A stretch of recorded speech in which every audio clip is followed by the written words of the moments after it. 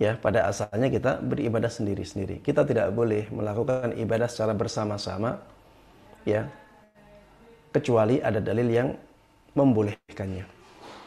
Kita tidak boleh melakukan ibadah secara bersama-sama kecuali ada dalil yang membolehkannya. Salat berjamaah, kenapa boleh bersama-sama? Karena ada dalil yang menjelaskan hal itu. Bermajlis dengan banyak orang dalam menuntut ilmu agama, kenapa dibolehkan?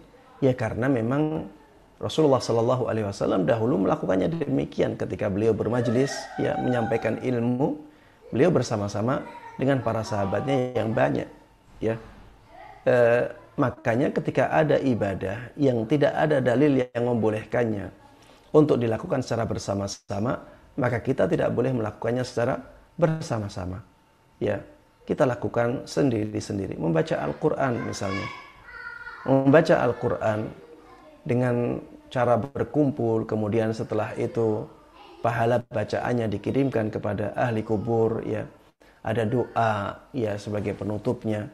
Yang seperti ini tidak pernah, ya, ada contohnya dari Nabi kita Muhammad SAW, tidak pernah ada contohnya dari para sahabat beliau.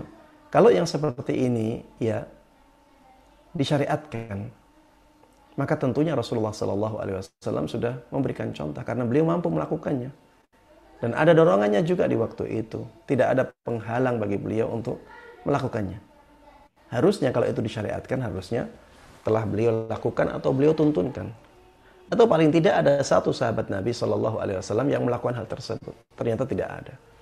Tapi kalau misalnya, ya, belajar tahsin, misalnya belajar tahsin ibadah, dilakukan secara bersama-sama. Kemudian satu, ayo kita ikuti. Ayo kita ikuti apa yang dikatakan ustadz. Seperti ini, pembelajaran seperti ini tidak ada masalah, ya, karena itu belajar dalam rangka belajar. Dengan seperti itu belajar menjadi lebih mudah. Maka tidak ada masalahnya, dan itu ada sejak zaman dulu, ya. Ada sejak zaman dulu. Rasulullah SAW dulu mentalkin para sahabatnya, ya.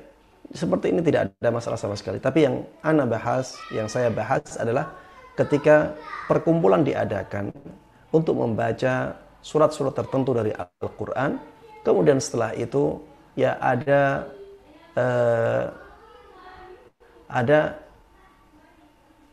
amalan untuk, ada doa, ya, agar amalan-amalan yang dilakukan oleh mereka itu pahalanya disampaikan kepada mayit. Yang seperti ini tidak ada contohnya sama sekali, maka yang seperti ini tidak dibolehkan. Wallahu ta'ala alam.